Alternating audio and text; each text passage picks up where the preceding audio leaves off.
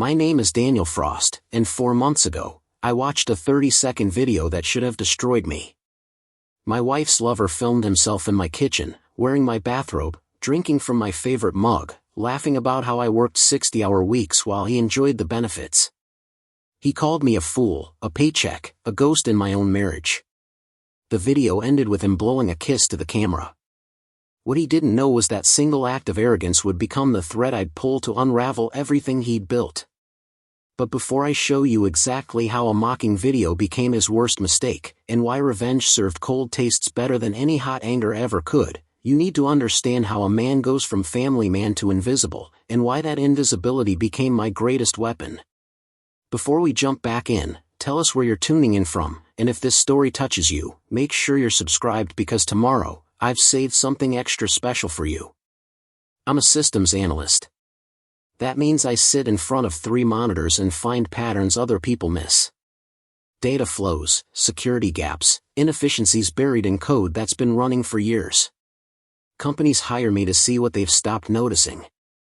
My job taught me patience, observation, and how to document everything before making a move. Those skills kept food on the table. They also taught me how to watch my marriage crumble in real time while I collected evidence like a man building a case he hoped he'd never need. My world used to be predictable in the way good lives are. Morning coffee with Sarah, my wife of 11 years. Pancakes on Sunday with our daughter Emma, who's 9 and believes her dad can fix anything. Evening walks around our neighborhood in Maplewood, a suburb where people still wave from porches and know your dog's name. I coached Emma's soccer team. Sarah taught 3rd grade at Riverside Elementary. We weren't rich, but we were steady. I thought steady was enough. The first crack appeared so small I nearly missed it. Sarah started her phone face down at dinner. Not every night, just enough to register as a shift. She'd smile when I asked about her day, but the smile stopped at her lips. Her eyes were already somewhere else, with someone else, though I didn't know it yet. She began working late on lesson plans that apparently required her to be at school until 8. She started going to the gym before dawn, coming home flushed and energized in a way that used to be reserved for our Saturday mornings together. I told myself it was a phase. Women have their own rhythms, their own needs for space. I gave her room. I picked up more around the house, made sure Emma got to practice on time, handled the grocery runs and the school emails. I thought I was being supportive. What I was actually doing was making it easier for her to drift. Then came the travel mug I'd never seen before. Stainless steel, expensive looking, sitting in our cup holder one Tuesday morning. She said a colleague gave it to her. I believed her because why wouldn't I? That's the thing about trust. It's not a decision you make every day. It's the default setting until something forces a reboot. The reboot came 3 months ago when Emma asked why Mommy's friend Marcus kept texting during family movie night. I glanced over. Sarah's screen lit up with a message preview before she could swipe it away. The words were casual, but the frequency wasn't. I counted 6 messages in 40 minutes while we watched a kids' movie about talking animals saving their forest. Each buzz made Sarah's shoulders tighten just slightly, like she was carrying weight she couldn't set down. Marcus Chen. I knew the name vaguely. Another teacher at Riverside, younger than me by maybe 5 years, taught 5th grade, coached track. Sarah had mentioned him before in the way you mention anyone you work with. Funny guy, good with kids, helped her move some boxes during a classroom reorganization. Normal colleague stuff. Except colleagues don't text during family movie night unless they've become something else. I didn't confront her that night. Confrontation without evidence is just noise. Instead, I started paying attention the way I do at work when something in the data doesn't align. Patterns emerged. Late nights always coincided with Marcus supposedly staying late too. Gym mornings matched his posted running schedule on the school's social media. The travel mug had his initials engraved on the bottom. I checked one morning after she left it on the counter. MC in neat cursive. I felt sick but stayed methodical. I pulled our phone records. Hundreds of texts. I checked our credit card statements. dinner charges at restaurants we'd never been to together, always on evenings she said she was working late. A hotel charge in the next town over on a Saturday she claimed to be at a teaching conference. The conference was real. The hotel wasn't part of it. The evidence stacked up like code with a fatal flaw, elegant on the surface but rotten underneath. I could have confronted her then, laid it all out, demanded truth. But I've learned something about systems. When they fail, it's rarely one catastrophic error. It's a series of smaller compromises, each one justified, each one making the next easier. I wanted to understand the whole system before I crashed it. So I watched. I documented.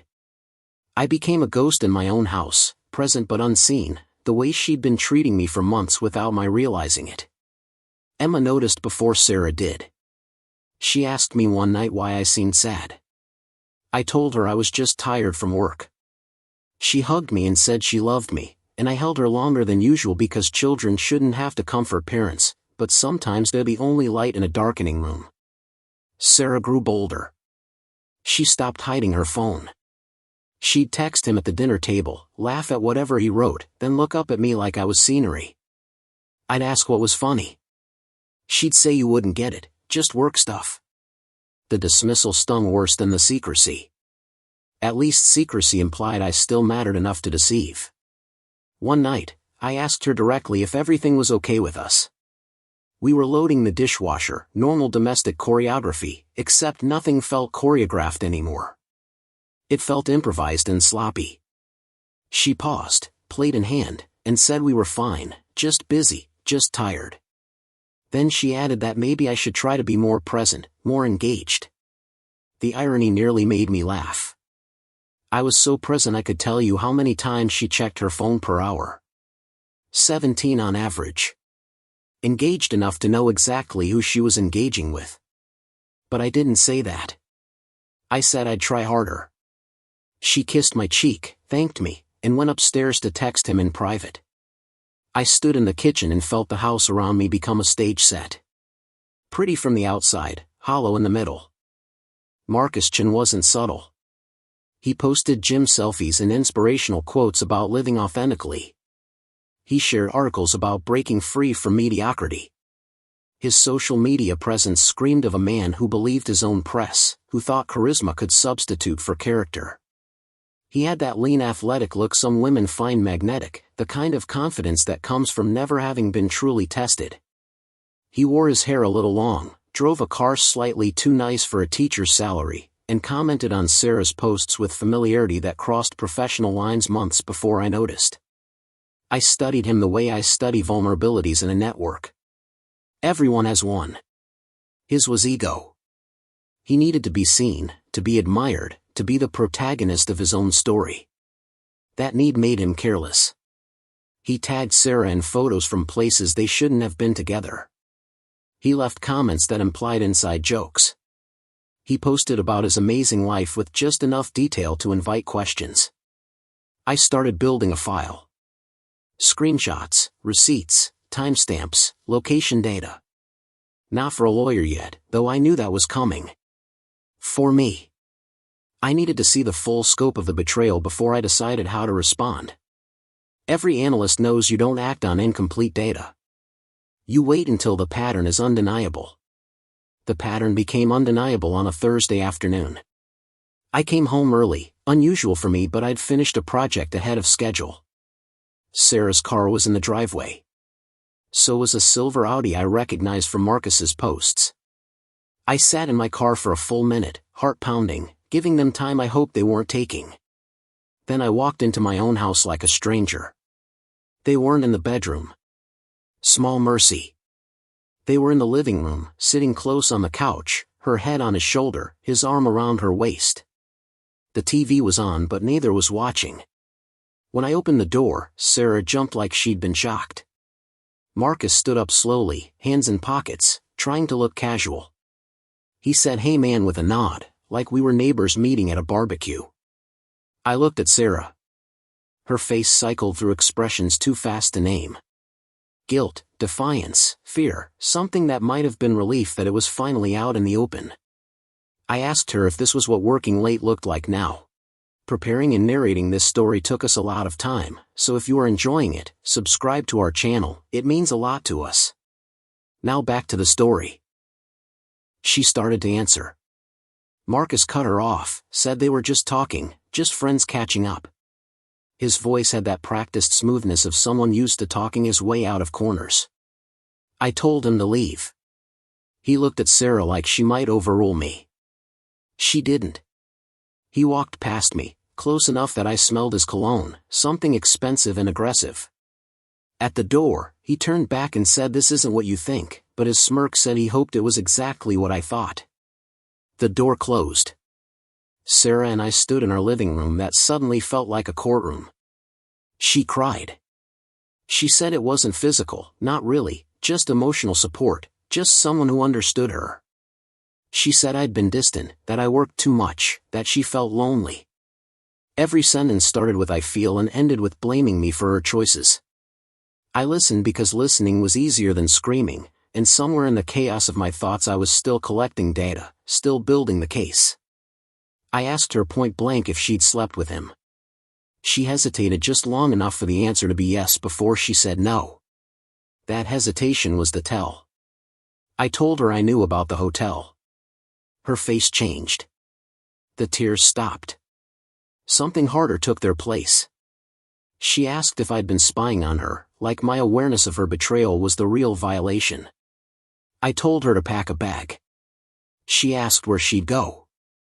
I said Marcus seemed to have opinions about our marriage, maybe he had a guest room. She got angry then, said I was being cruel, that she made a mistake but we could work through it. I asked how many mistakes. She didn't answer. I asked how long. She said it didn't matter. I told her it mattered to me. 6 months, she finally admitted. 6 months of late nights and gym mornings and lies at the dinner table while Emma asked for help with homework and I made lunches for the next day. 6 months of me being the fool Marcus would later laugh about on camera. She left that night. Threw clothes in a duffel bag, called someone I assumed was him, drove away while Emma was at a friend's house for a sleepover. I sat on the couch where I'd found them and felt nothing at first. Then everything. Then nothing again. That emotional whiplash lasted for hours. I picked up Emma the next morning and told her mom needed some space, that adults sometimes need time to figure things out.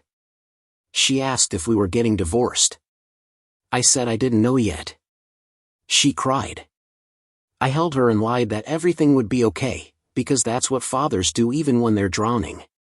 The next 2 weeks were a fog. Sarah stayed with her sister officially, with Marcus actually. I knew because I drove past his apartment one night, saw her car in the lot, felt pathetic for checking but did it anyway. Emma shuttled between houses, confused and quiet. I tried to keep her routine normal. Soccer practice, homework help, bedtime stories. But kids aren't stupid. She knew the foundation was cracking. Sarah and I communicated through text.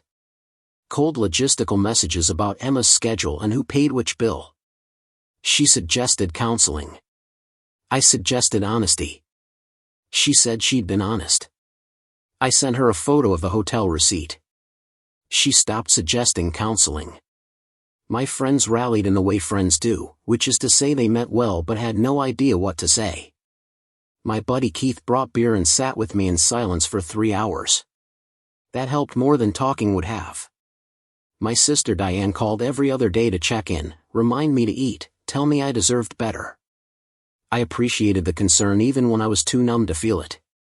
Work became my refuge. I took on extra projects, stayed late, buried myself in code and systems and problems I could actually solve. My boss noticed and asked if everything was okay at home. I told him it was fine. He nodded like he believed me. I think he was just relieved not to have an uncomfortable conversation. Then came the video. It arrived from a number I didn't recognize via a messaging app one barely used. No context, no explanation, just a video file sent at 11 at night 3 weeks after Sarah left. I almost didn't open it. Something about random messages at odd hours screams spam or worse. but curiosity or maybe self-destruction made me click. The video opened in my kitchen. I recognized the backsplash we'd picked out together, the coffee maker Emma decorated with stickers, the window that faced our backyard where we'd planned to build a deck someday. Marcus stood in frame, grinning at the camera, wearing my navy bathrobe that Sarah gave me last Christmas. He held my favorite mug, the one with the stupid pun about data that Emma thought was hilarious. He took a long, exaggerated sip and said into the camera, "This is what winning tastes like." He laughed, that full-body laugh of someone who thinks he's untouchable. Then he started talking, not to the camera, but to me somehow, like he knew I'd be watching. He said I must be wondering what Sarah saw in him. That it wasn't complicated. I was boring, predictable, safe. He was exciting, present, alive. He said Sarah told him I was more like a roommate than a husband, that I cared more about spreadsheets than her needs. He walked around my kitchen like he owned it, pointing out details. He said this is where we had coffee before you came home. This is where she told me she loved me. This is where we laughed about how you never noticed. His voice dripped with contempt wrapped in false sympathy. He said he actually felt bad for me, working so hard to provide for a family that didn't need me, just my paycheck. The video was 37 seconds long. He ended it by blowing a kiss to the camera and saying better luck next time, champ. The screen went black. I watched it 3 more times, not because I wanted to, but because I needed to process what I'd just seen. The violation of my space. The mockery of my marriage. The casual cruelty of a man who thought humiliation was funny. I looked at the sender's number. Not one I recognized, but I knew who was behind it. Marcus had sent it, probably from a burner app, probably expecting me to rage or crumble or do something stupid he could use against me later. He wanted a reaction. He wanted to twist the knife. What he didn't understand is that I'm an analyst. I don't react. I respond. And I only respond when I have all the information. I saved the video to 3 different drives. I documented the timestamp, the sender information, everything. Then I set my phone down and made myself a plan the way I make plans at work. Methodical, thorough, with clear objectives and measurable outcomes. Objective 1 was simple. Marcus thought he'd won. I needed to show him that winning and gloating are 2 very different things, and only one of them lasts. The next morning, I started researching Marcus Chin the way I research security vulnerabilities. Social media profiles, public records, professional history, anything that painted a full picture. He wasn't hard to find. He posted constantly, that need for validation creating a detailed digital footprint. What I found was illuminating. Marcus had been engaged once, 5 years ago. The engagement ended badly according to a few old posts from the ex-fiancée before she scrubbed most of her social media. There were hints of infidelity, of a pattern. He'd been with 3 different women over 4 years based on relationship status updates and tagged photos. None lasted more than 18 months. He moved through relationships like someone shopping, always looking for the next upgrade. His family was prominent in our area. Father owned a successful medical supply company. Mother sat on the board of several local charities. 2 siblings, both high achievers. His brother Andrew was a lawyer. His sister Michelle ran a nonprofit. They posted family photos from holidays and reunions, always smiling, always polished. The kind of family that valued reputation above almost everything else. That's when I saw it. The vulnerability. Marcus's entire identity was wrapped up in how his family perceived him. Every major post included a tag or mention of them. Every achievement was shared with them first. He was the golden boy, the charming, successful youngest child who could do no wrong. That image mattered to him more than anything except maybe his ego. I spent a week gathering more information. I found the family group chat wasn't hard. Marcus had posted a screenshot of a funny exchange months earlier, proud of his family's wit. The screenshot showed the group name Chin family and several phone numbers partially visible. With a little work, I identified most of them. Andrew Chen, attorney, his number listed on his firm's website. Michelle Chen, her nonprofit had a contact page. The parents were trickier, but Marcus had tagged his father in a birthday post, and from there I found a business directory listing. I didn't have all their numbers, but I had enough. More importantly, I had access to something better. Marcus had posted about a family reunion app they used, one of those private social platforms for families to share updates and photos. He'd mentioned it in a podcast interview about work-life balance, talking about how technology helped his family stay connected. The app name was right there in the transcript. Family Circle. Getting access would be illegal if I hacked it. But I didn't need to hack anything. I just needed Marcus to do what Marcus always did, which was be careless because he believed himself untouchable. I created a fake profile on one of his frequently used social platforms, posed as someone interested in teacher networking. I sent him a friendly message asking about classroom management techniques. He responded within an hour, eager to be seen as an expert. Over 2 days, we exchanged messages. I built rapport, asked questions that let him talk about himself. Then I mentioned I was setting up a family app for my own relatives and asked what he recommended. He suggested Family Circle immediately, said his family loved it. I asked if he'd mind showing me how it worked. He sent screenshots of the interface, including one that briefly showed the family group list before he cropped it. That's all I needed. The group was called Chen Family Circle. Armed with that and the email patterns I'd identified from public records, I did something technically clever but ethically gray. I won't detail the method because I'm not teaching this as a skill. But I found a way to send a message to the group. Not hacking. Not illegal. Just understanding how platforms work and exploiting intended features in unintended ways. The message would come from an unknown number but would deliver directly to their family group. All I needed was the video Marcus had been dumb enough to send me, and a simple message to accompany it. I drafted it carefully. No emotion. No explanation. Just facts. The message read, "This is Marcus Chen. He sent this video mocking a husband whose wife he's been sleeping with. The husband is a father. The video was filmed in that father's home. I thought you should know who your son really is." Below that, I attached the video. All 37 seconds of Marcus in my bathrobe, in my kitchen, bragging about destroying my marriage while drinking from my mug. I scheduled the message to send on a Sunday evening at 6. That's family dinner time for people like the Chens. I knew from Marcus's posts they did Sunday dinners together most weeks. I wanted them all to see it at once, preferably while sitting together, unable to hide from each other's reactions. Sunday came. I picked up Emma from Sarah's sister's place. She was quiet on the ride home. I asked about her weekend. She said it was fine but didn't elaborate. We stopped for ice cream, our usual ritual, and for a few minutes in the bright shop with terrible pop music playing, things felt almost normal. At 5:55, I put Emma to bed early, read her 2 chapters instead of 1, kissed her forehead and told her I loved her. She said it back, already half asleep. I went downstairs and waited. At 6:02, my phone buzzed. A message from Sarah's sister. "Call me now." Then another. "What did you do?" Then a third. "Marcus is freaking out." I didn't call. I waited.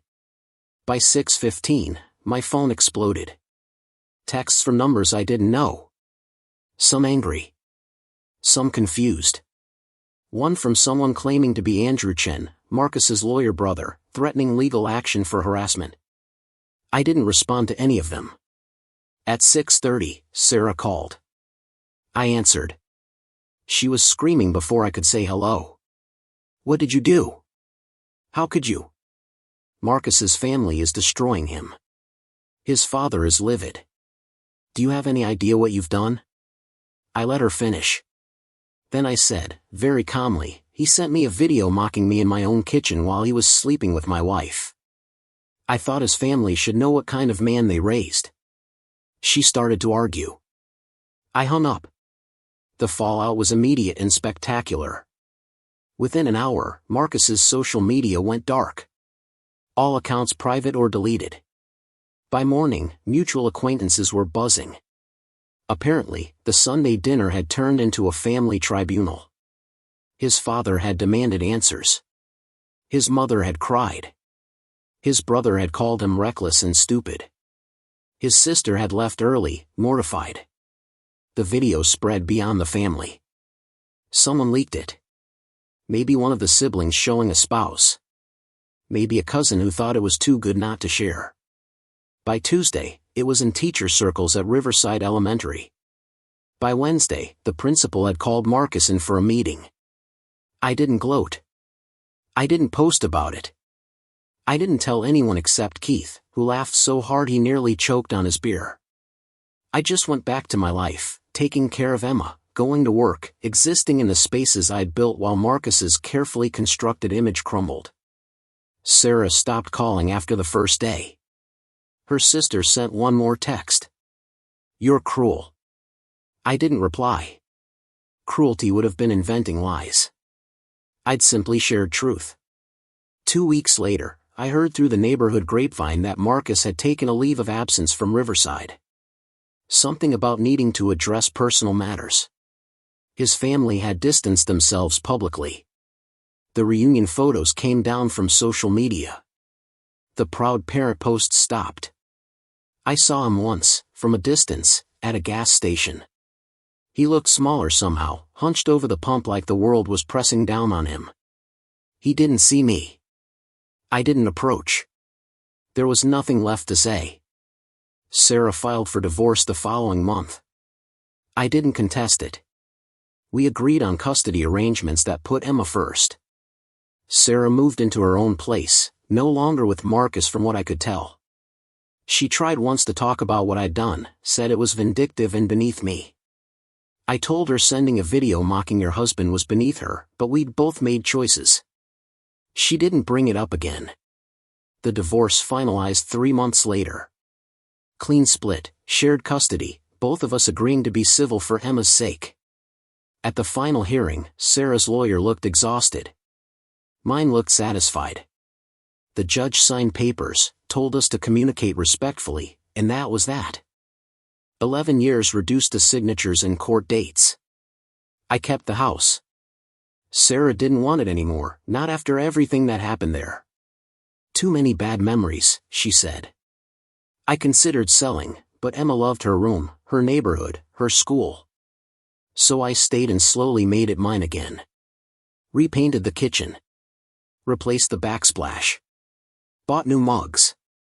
The house became a place I could breathe in again. Emma adjusted better than I expected. Kids are resilient when adults don't put them in the middle.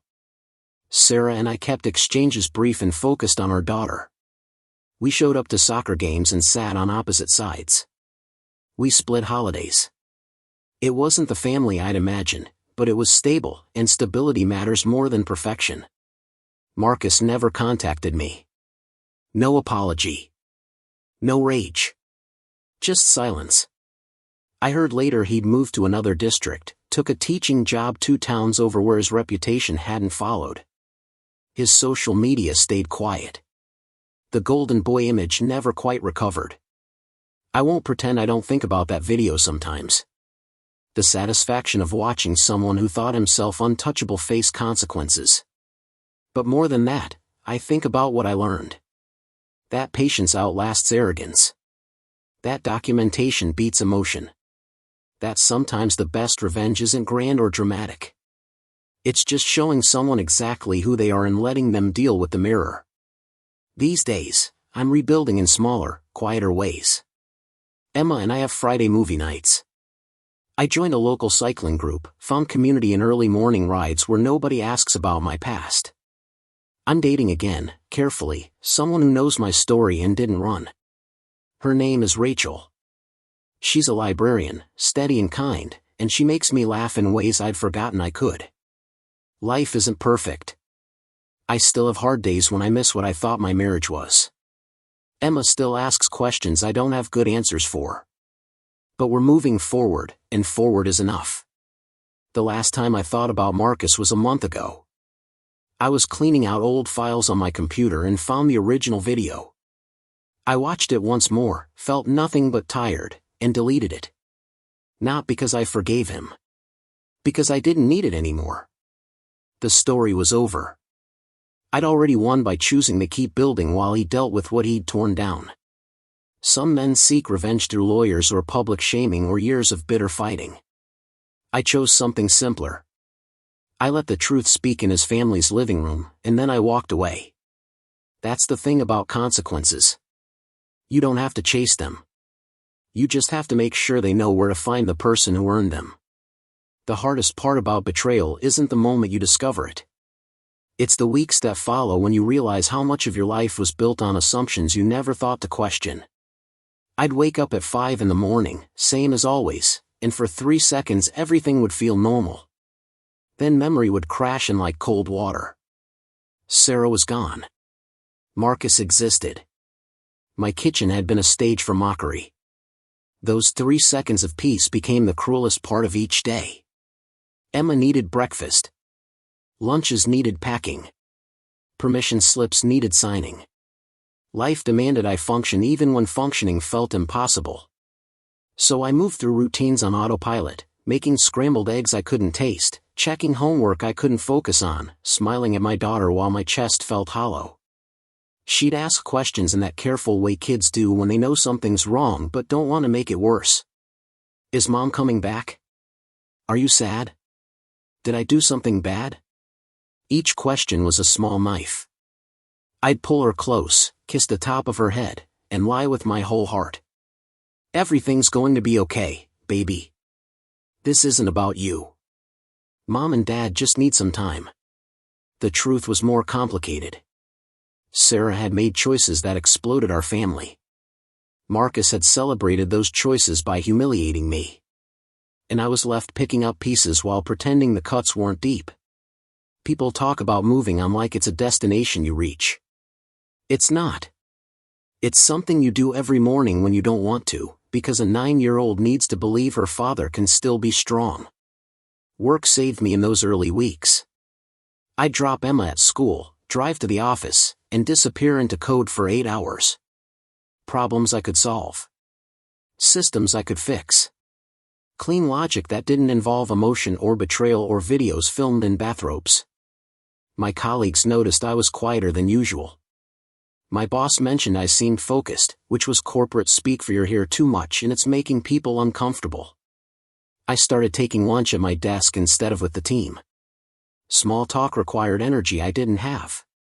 Questions about my weekend or my family felt like traps. I'd nod politely, say everything was fine, and retreat into whatever project needed attention. My productivity actually increased. Heartbreak apparently makes excellent fuel for deadline-driven work. Keith stopped by my desk one afternoon with coffee and the kind of look that said we need to talk. We went to the parking lot where conversations could be honest. He leaned against his truck, handed me the coffee, and said, "You're disappearing, man." I told him I was fine. He said fine is what you tell strangers, not your best friend since college. So I told him. About the video. About Marcus in my kitchen. About the bathrobe and the mug and the casual cruelty of a man who thought destroying someone was entertainment. Keith listened without interrupting, which is a skill most people don't have. When I finished, he was quiet for a long moment. Then he said, "What are you going to do about it?" That's when I realized I'd already been planning. Not consciously, not with clear intent, but in the back of my mind where anger and hurt were quietly building something. I told Keith I didn't know yet. He nodded like he understood the lie. "Be smart," he said. "Whatever you do, be smarter." Than he was stupid. Then he clapped my shoulder and went back inside, leaving me with cold coffee and a question I couldn't stop answering. That night, after Emma went to bed, I watched the video again. Not because I enjoyed the pain, but because I needed to see it with different eyes. Analyst eyes. What was Marcus really doing? He was performing. Showing off. He needed someone to witness his victory, to validate that he'd won something. The video wasn't just about hurting me. It was about proving to himself that he was the superior man. That need for validation was his weakness. It had been all along. Every social media post. Every perfectly filtered photo. Every humble brag about his teaching awards or his fitness routine or his amazing life. He was a man who needed an audience to confirm his worth. Without that confirmation, he was just noise.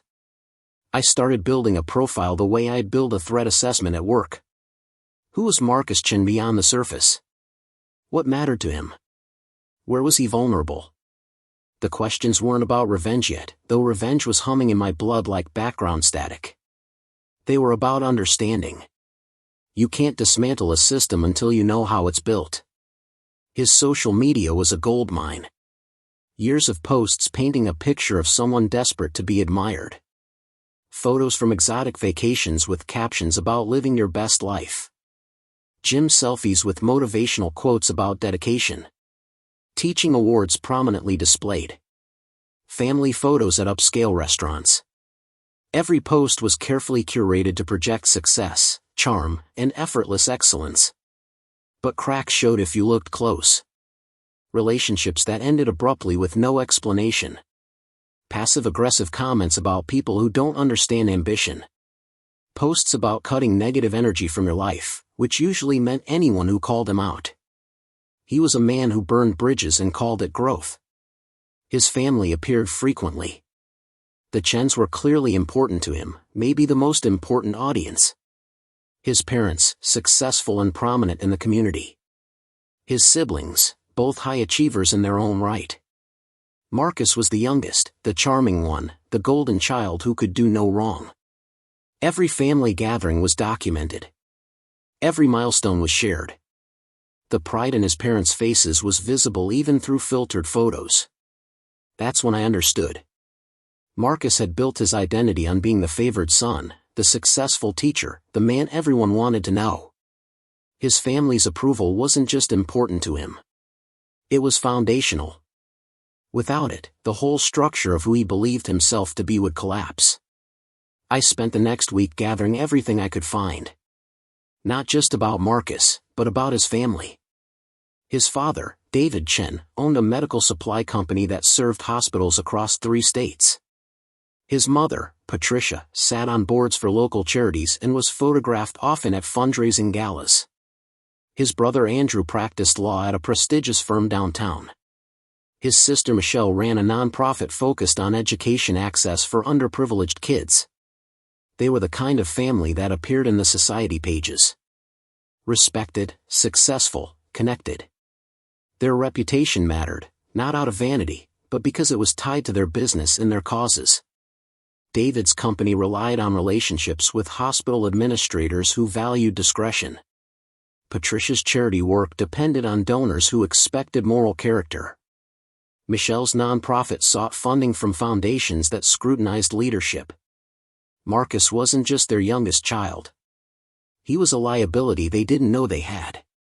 Yet, I found the family reunion app through one of Marcus's podcast interviews.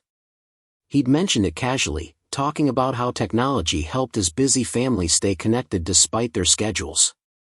The app was called Family Circle, a private platform designed for families to share photos, updates, and messages without the noise of public social media. Getting access without hacking would require creativity. I created a fake social media profile, someone interested in education technology, and reached out to Marcus through professional channels. I complimented his teaching philosophy, asked thoughtful questions about classroom management, played to his ego. He responded enthusiastically, eager to be seen as an expert. Over several days, I built rapport. Asked about his methods. Praised his insights. Mentioned I was looking for ways to keep my own extended family connected and asked what he recommended. He immediately suggested Family Circle, said his family loved it, sent screenshots showing features.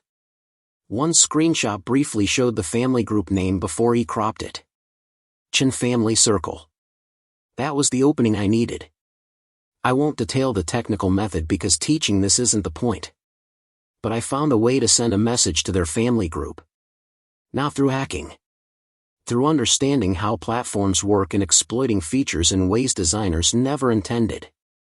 It was clever but not illegal. Creative but not criminal. The kind of thing an analyst does when he understands systems better than the people who built them. I drafted the message carefully. No emotion. No accusations beyond what the video itself proved. Just simple, devastating truth. This is Marcus Chen. He sent this video mocking a husband whose wife he's been sleeping with. The husband is a father. The video was filmed in that father's home. I thought you should know who your son really is. Below that, I attached the video. Marcus in my bathrobe. Marcus in my kitchen. Marcus bragging about destroying my marriage. Marcus blowing a kiss to the camera like it was all a game.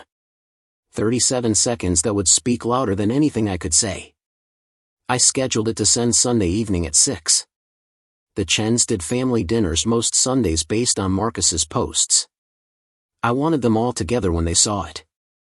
I wanted them to watch it simultaneously, unable to hide their reactions from each other. I wanted the golden boy to fall in front of the audience that mattered most to him.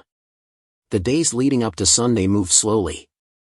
I went through motions at work, picked Emma up from school, made dinners we barely ate. She asked once if I was okay. I told her I was just tired. She hugged me and said, "I love you, Daddy," and I held her tight enough that she squeaked and laughed. That laugh was the only real thing in my life those days. Sarah texted about logistics. Pickup times. Doctor appointments. School forms. Our messages were brief and cold, stripped of anything resembling the intimacy we'd once shared. She never mentioned Marcus. I never asked. The silence around his name felt like its own kind of conversation. Saturday night, I couldn't sleep. I lay in bed staring at the ceiling, running through scenarios. What if they didn't care? What if Marcus spun it somehow, made himself the victim? What if I'd miscalculated everything? Doubt crept in with the darkness, whispering that I was about to do something I couldn't undo. But then I remembered the video. The smirk. The bathrobe. The casual cruelty of a man who thought consequences were for other people. I remembered sitting in my kitchen afterward, feeling small and violated and powerless. That memory hardened my resolve. This wasn't about revenge. It was about accountability. Marcus had chosen to humiliate me. I was simply choosing to let the right people see who he really was. Sunday morning, I took Emma to the park. We fed ducks, played on the swings, ate ice cream for lunch because rules didn't seem to matter anymore. She was happy, chattering about school and friends and a book she was reading. I listened and responded and tried to be present even though my mind was counting down hours. I dropped her at Sarah's sister's place for the night. Emma hugged me goodbye, made me promise to call if I got lonely. I promised. Drove home through streets that felt emptier than usual. Made dinner I didn't eat. Watched the clock like it held answers. At 5:50, I sat on the couch with my phone. The message was queued, ready to send. All I had to do was wait. My hands were steady. My breathing was calm. I felt detached, like I was watching myself from across the room. This was happening. In 10 minutes, Marcus Chen's world would change, and I would be the reason why. 6 o'clock came. The message sent. No fanfare. No confirmation beyond a small deliver notification. I set my phone down and waited for the fallout I knew was coming. It started quietly. A text from an unknown number at 6:05. Who is this? Then another. How did you get this number? Then silence for 10 minutes that felt like hours. I imagined the Chen family sitting around their dinner table, phones buzzing simultaneously, confusion turning to shock as they watched the video. At 6:18, my phone exploded. Sarah's sister calling. Sarah calling. Unknown numbers texting. Someone claiming to be Andrew Chen threatening legal action. Someone else demanding I take the video down immediately. The messages came fast, overlapping, panicked and angry and desperate. I didn't respond to any of them. I just watched the chaos unfold with a strange sense of calm. This was what Marcus had felt, I realized, when he sent me that video. This power. This satisfaction. The difference was he'd earned my silence. He'd earned my pain. What he was experiencing now was just truth coming home. Sarah finally got through at 6:30. She was screaming before I said hello. What did you do? How could you? Marcus's family is destroying him. His mother is hysterical. His father is threatening to cut him off. Do you have any idea what you've done? I let her finish. Let her rage run its course. Then I said, very calmly, he sent me a video mocking me in my own home. He filmed himself in my kitchen, in my bathrobe, bragging about sleeping with my wife. I simply shared that video with the people who should know what kind of man their son is. Nothing more. Nothing less. She started to argue, to tell me I was vindictive and cruel and beneath contempt. I hung up. Turned my phone on silent. Made myself tea I didn't drink. Sat in the quiet of my house and felt something I hadn't felt in months. Not happiness exactly, but a kind of grim satisfaction that justice, even small and personal, still existed. The next few days were a blur of second-hand information. Mutual acquaintances reaching out with updates they thought I'd want to hear. Marcus had deleted all his social media. The family dinner had turned into a tribunal. His father had been furious, his mother devastated, his siblings mortified.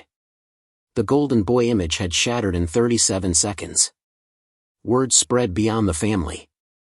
Someone leaked the video, probably a sibling showing their spouse, maybe a cousin who couldn't resist sharing something so dramatic.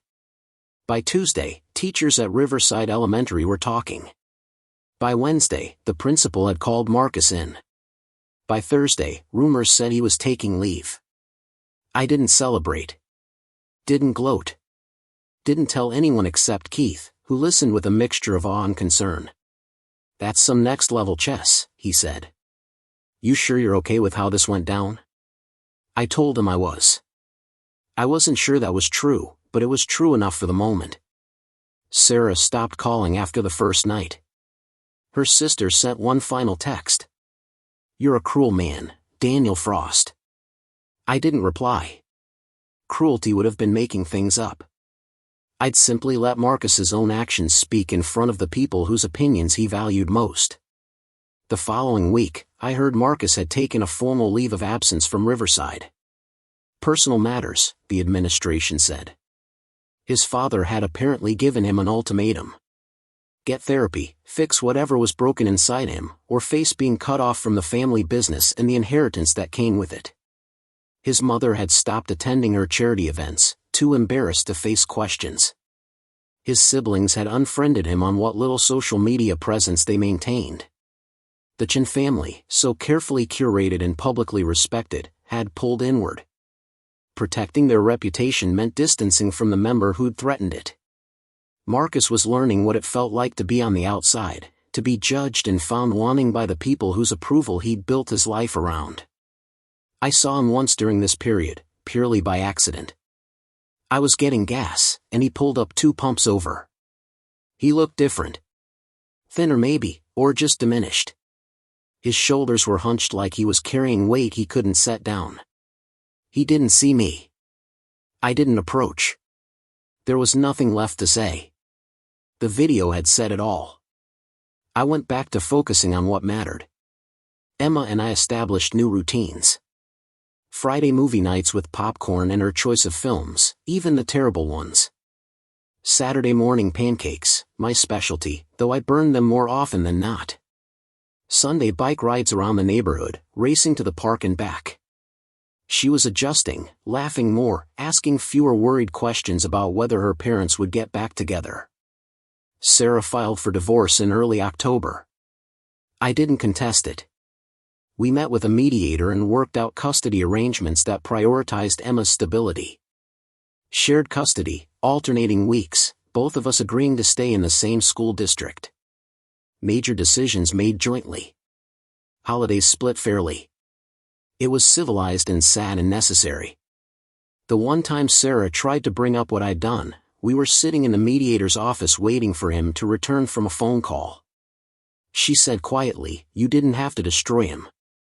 I looked at her directly and said he destroyed himself the moment he sent that video. I just made sure the right people saw what he did.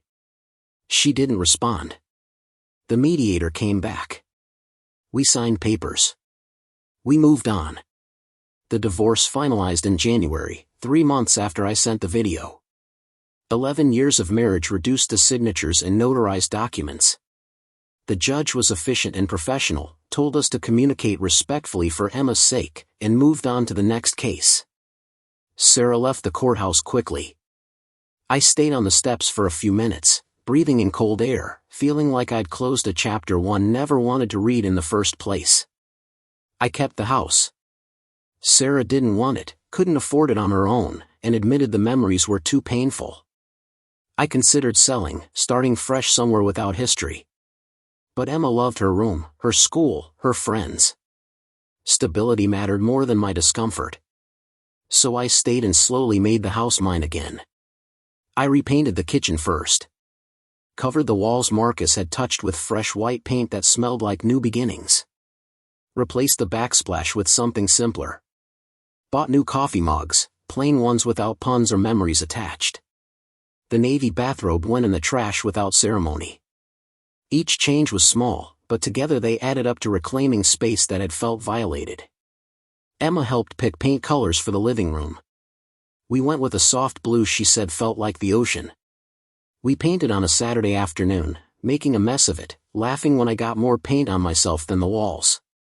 She left tiny handprints near the corner, her mark on our fresh start. I didn't cover them. They belonged there. Work continued to be my refuge and my challenge. I took on a major project, a security overhaul for a hospital system.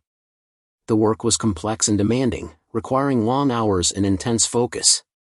But it was also satisfying. I was good at finding vulnerabilities and fixing them. I was good at seeing what others missed. The skills that had helped me understand Marcus were the same ones that made me valuable at my job. My boss pulled me aside one day in March. He said my recent work had been exceptional, that the hospital project was ahead of schedule and under budget.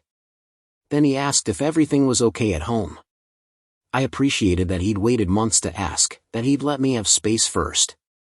I told him I was divorced now, that things were settling. He nodded, said if I needed anything to let him know, and left it at that. Good bosses know when to push and when to trust. Keith remained my anchor through everything. He'd show up unannounced with beer or coffee depending on the time of day. We'd sit in my garage, him pretending to help me organize tools while really just being present. He never asked if I regretted what I'd done to Marcus. He knew me well enough to know I'd thought it through, made my choice, and would live with whatever came from it. One night in April, we were sitting on my back deck under a sky so clear you could see stars you normally missed. Keith said, "You're different now." Not bad different. Just different. I asked how. He thought about it, sipped his beer, then said, "You're quieter but you're also more sure. Like you figured something out the hard way and now you know you can survive things you thought would break you." He was right. I had survived. Not just the betrayal or the divorce or the public humiliation Marcus had tried to inflict. I'd survived my own response to it. I'd done something calculated and cold, something that had consequences I couldn't fully control. And I'd discovered I could live with that. Not proudly necessarily, but without the crushing regret I'd feared might come. Emma thrived in ways that surprised me. She joined the school choir, discovered she loved singing. She made new friends, had sleepovers, came home with stories about drama that seemed huge in 4th grade but would be forgotten by 5th. She asked less often about her mom and me getting back together. When she did ask, I told her the truth as gently as I could. Sometimes people grow apart, and staying together would hurt more than separating. She nodded like she understood more than a 9-year-old should. Sarah and I found a rhythm. Drop-offs were brief and polite. We texted about schedules and school events. We showed up to Emma's choir concert and sat on opposite sides but both clapped loud when she sang. We were learning to be divorced parents instead of married ones, and while it wasn't what I'd wanted, it was better than the toxic silence of those final months together. I never heard directly from Marcus again. No apology. No explanation. No rage or threats beyond that initial flood of texts from unknown numbers. Just silence. Through the grapevine, I learned he'd moved to a teaching position 2 districts over, somewhere his name didn't carry the weight of scandal. He'd kept his head down, stopped posting online, became someone forgettable instead of someone prominent. His family slowly re-emerged into public life. Patricia returned to her charity events, though the photos were fewer and less frequent. David's company continued successfully, the brief shadow passing without lasting damage. Andrew and Michelle maintained their professional lives, the embarrassment of their brother's behavior becoming just another family story they didn't share. Marcus had been the one to pay the real price. Not with money or career entirely, but with the thing he'd valued most. His family's unconditional pride. His position as the golden child. His belief that he could do what he wanted without consequences. That payment felt appropriate. Not because I was vengeful, but because action should have weight. His had. Now he carried it. I started dating again in late spring. Nothing serious at first, just coffee with a woman from a cycling group I joined. Her name was Rachel. She was a librarian, which she joked was the most boring job title possible. But when she talked about connecting kids with the right books, about creating safe spaces for people to explore ideas, her face lit up in ways that made boring sound beautiful. Rachel knew my story. Not the details about the video or the family group chat, but the basics. Divorce. Ex-wife had an affair. It was messy. I'm working through it. She didn't pry. Didn't offer unsolicited advice. Just listen when I wanted to talk and change the subject when I needed distance. That respect for boundaries felt like its own kind of intimacy. Our third date was a bookstore followed by dinner at a small Italian place. We talked about everything except my past. Her work. My work. Books we loved. Movies that made us cry. The conversation flowed easy, no forced chemistry, just 2 people discovering they enjoyed each other's company. When I dropped her home, she kissed my cheek and said this was nice. I agreed. It was.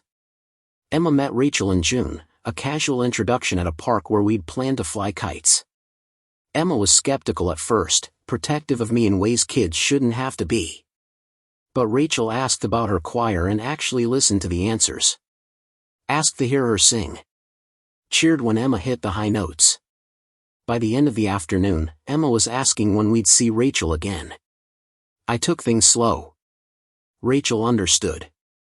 She'd been through her own divorce years earlier, knew the work of rebuilding trust. We had no timeline, no pressure.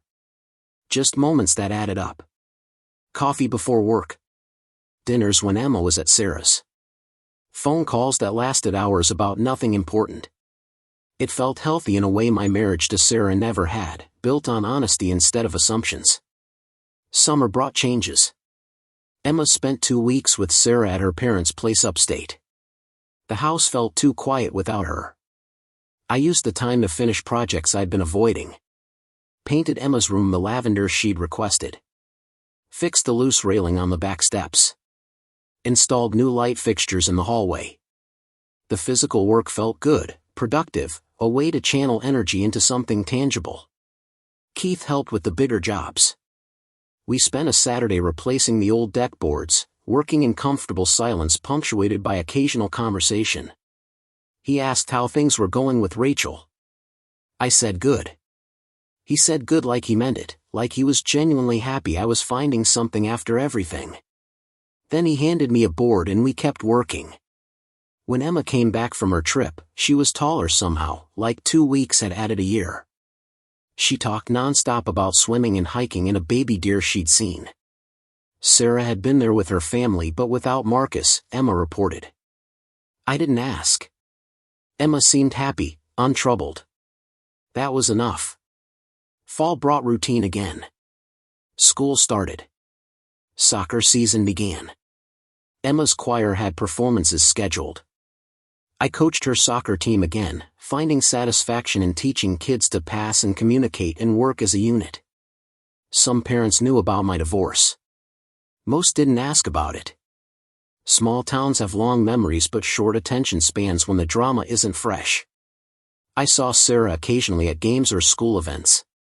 We'd nod, exchange brief words about Emma's progress, then retreat to our separate lives. She looked different too. Not worse or better, just different. Less polished maybe. More tired. I wondered if she regretted her choices but never asked. It wasn't my business anymore. Rachel and I grew closer. She met my sister Diane over lunch, passed some kind of test I didn't know was happening. Diane texted me afterwards saying I like her, she's real.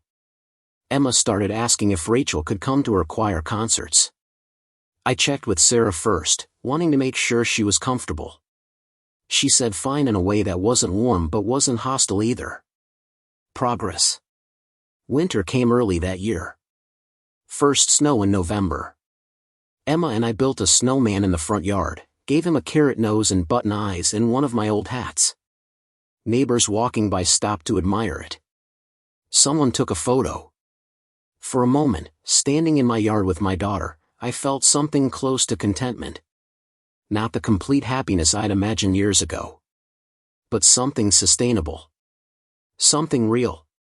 The anniversary of sending the video came and went without ceremony.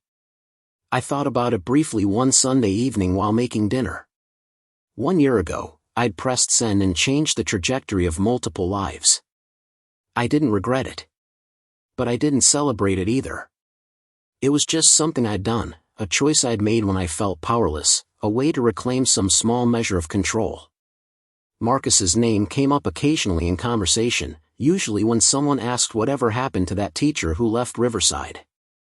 I'd shrug and say I heard he moved. End of story. I didn't volunteer details. Didn't badmouth him. Just let the question fade into the background noise of gossip that eventually loses momentum. Rachel asked about him once, early on. She'd heard something vague about my ex-wife's affair. I told her the basics without the drama. She didn't press for more. Later, when we'd been dating for months and trust had deepened, I told her the whole story. The video. The family group chat. The calculated response.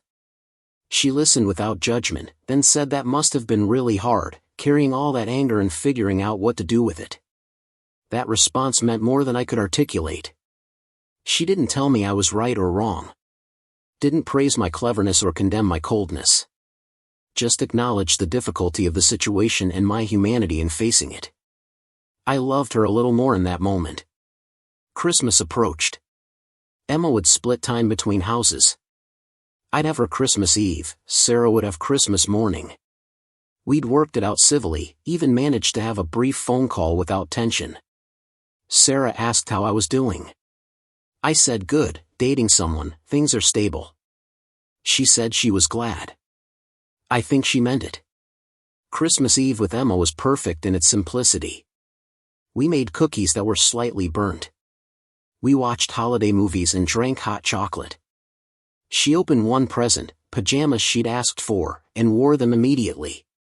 We read together before bed, her choice of book, and she fell asleep halfway through.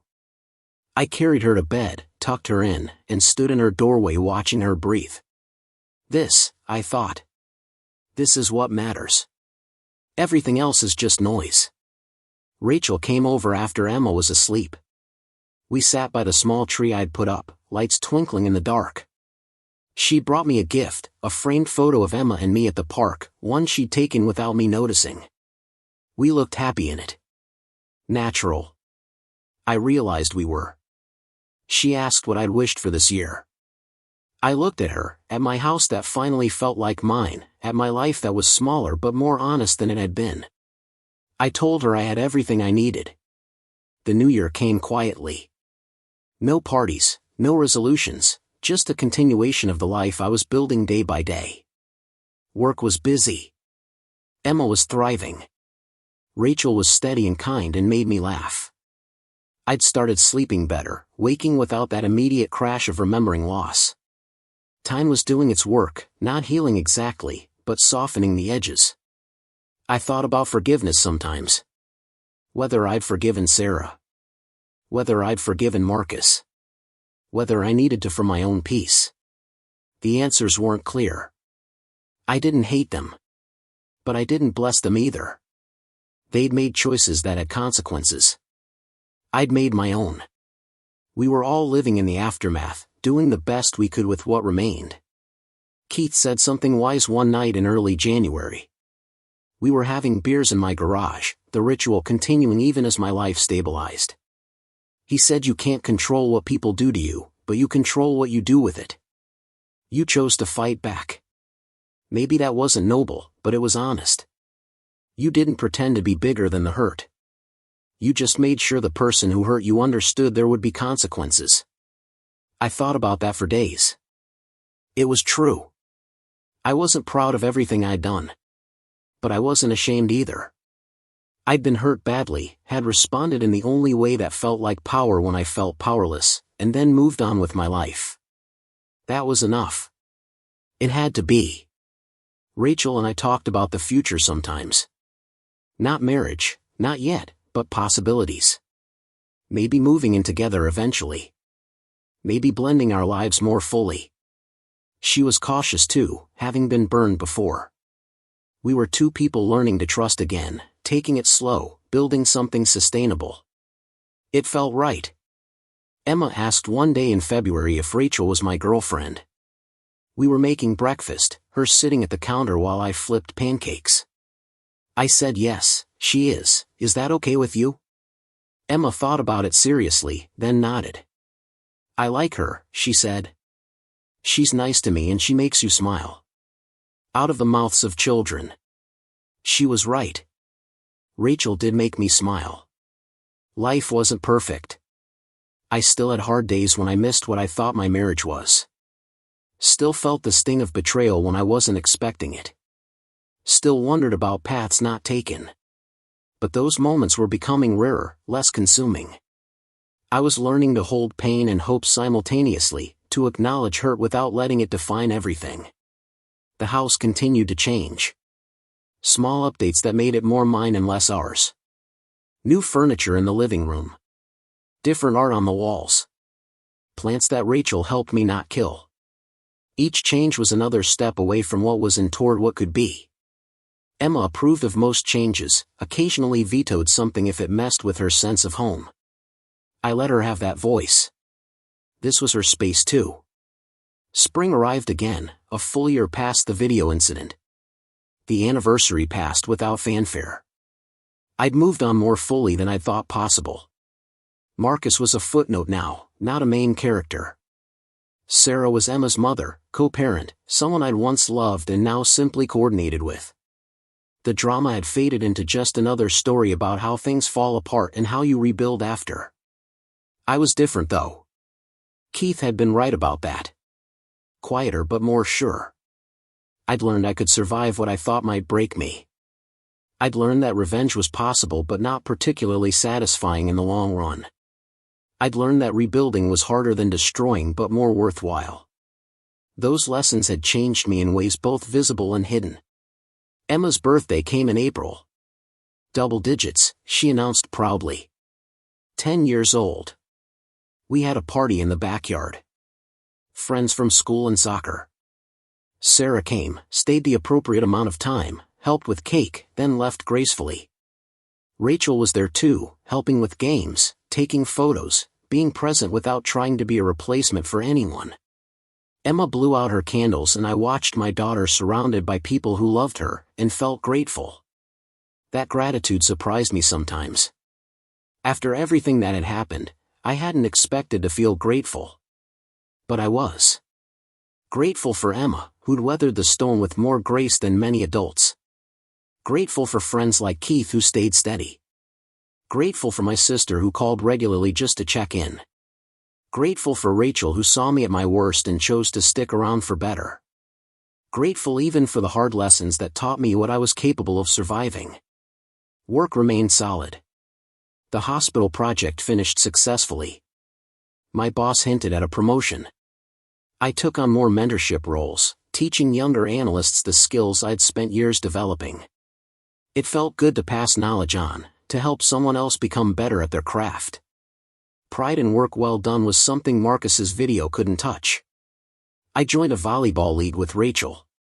We were terrible but enthusiastic. Laughed more than we scored. Made friends with other couples navigating second chances at love. The community we were building felt intentional rather than accidental, chosen rather than defaulted into. That intentionality mattered. It meant we were creating rather than just accepting. Summer brought long evenings on the deck, Emma doing homework while I grilled. Rachel coming over after work. Simple domesticity that would have bored me younger but now felt like peace. We'd eat together, clean up together, sometimes just sit in comfortable silence. Those silences were different from the ones I'd had with Sarah near the end. These weren't full of unsaid resentments. They were just quiet. Emma spent more time at Sarah's as she got older. Started wanting space from parents generally. I missed her but also understood the need for independence. She'd text me random things throughout the day. A funny meme. A question about homework. Just checking in. Those messages were small anchors connecting us even when apart. The second anniversary of the video came in October. I thought about it even less this time. What I'd done felt like ancient history, something a younger, angrier version of me had done. I still believed Marcus had earned what happened. But I also knew I'd moved past it emotionally. The anger that had driven me to action had burned itself out, leaving clarity in its wake. Rachel and I started talking seriously about moving in together. Her lease was ending. My house had room. Emma liked her. It made practical and emotional sense. We set a date for January, giving ourselves time to plan and prepare. Emma helped pick out which room would be Rachel's office. The planning felt exciting rather than scary, a genuine step forward rather than a reaction to the past. Thanksgiving brought unexpected grace. Sarah invited me to have coffee before she picked up Emma. We met at a neutral cafe, neither of our territories. She looked different, softer maybe, or just worn down by the same year that had changed me. We ordered coffee and sat across from each other like strangers relearning a shared language. She apologized. Not for everything, but for specific things. For letting her mother's voice become louder than her own. For not fighting harder to protect what we'd built. For the way she'd made me feel invisible long before Marcus entered the picture. The apology wasn't perfect, but it was honest. I accepted it without needing to offer one back. We'd both failed our marriage in different ways. She asked if I was happy. I said I was getting there. She said she was too, working on herself, going to therapy, trying to understand why she'd made the choices she did. We talked about Emma, how resilient she'd been, how lucky we were to have her. For 20 minutes, we were just two people who'd once loved each other, acknowledging the wreckage without needing to assign final blame. Before we left, Sarah said she heard what I'd done with the video. I braced for anger. Instead, she said she understood why, even if she wished I'd found another way. That acknowledgement meant more than I expected. We parted with a brief hug, not reconciliation, just recognition that we'd both survived something painful and come out different on the other side. Christmas that year was full. Emma with me Christmas Eve and morning. Rachel joining us for breakfast. My sister and her family coming over for dinner. The house was loud with voices and laughter, so different from the quiet tension of previous holidays. Emma opened presents, played with cousins, fell asleep on the couch surrounded by wrapping paper and contentment. Rachel and I stood in the kitchen washing dishes while everyone else watched a movie. She bumped my shoulder and said, "This is nice." I agreed. It was. Not the life I'd planned, but the life I'd built from what remained. That felt like its own kind of victory. The new year arrived with actual hope instead of just determination to survive. Rachel moved in during January. Emma helped unpack boxes, claimed Rachel as part of our household with the easy acceptance children have when adults don't make things complicated. We established new routines. Family dinners. Game nights. Rachel reading to Emma before bed on nights she stayed with us. I thought about Marcus sometimes, but less frequently and with less heat. He'd been a catalyst for change, not the main story. The main story was about a man who lost everything he thought defined him and discovered he could build something better from the foundation that remained.